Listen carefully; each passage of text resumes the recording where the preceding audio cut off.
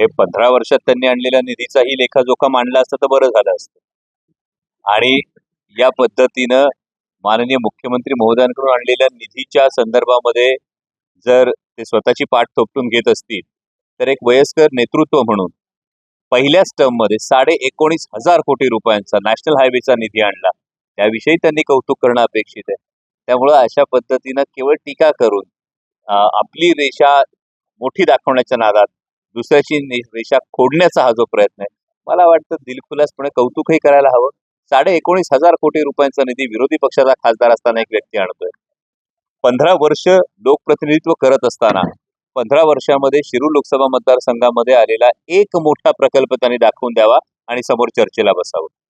National हायवेचा 19,500 कोटी रुपयांचा निधी असेल, इंद्रायणी मेडिसिटी प्रकल्प असेल, Pune Nashik railway cabinet approval पर्यंत पोहोचणं असेल, ईएसआयचं चाकणेचं हॉस्पिटल असेल, राष्ट्रीय वनौषधी संशोधन केंद्र असेल, इंद्रायणी मेडिसिटी असेल, असे अनेक प्रकल्प मी सांगू शकतो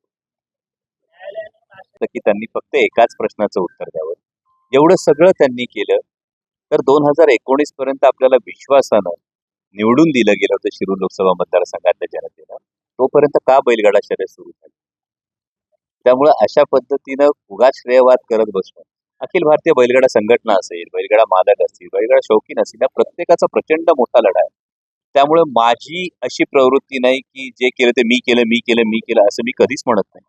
हे सगळ्यांचं यश आहे आणि हे श्रेय जर कोणी ओढत असेल तर त्यांनी फक्त याचं उत्तर द्यावं. जर एवढंच तुम्ही सगळं केलं असेल तर 2019 पर्यंत का नाही सुरू करता आली बैलगाडा शर्यत? का 7 वर्ष बैलगाडा शर्यतीवर बंदी होती? याचंही उत्तर द्यावं. आतापर्यंत 16-17 वर्ष नाटकात चित्रपटात काम करतोय. इतक्या पटकन डायलॉग बदलणं आणि इतक्या पटकन भूमिका बदलणं, मी कलाकार म्हणून सलामच करेन अशा भूमिका.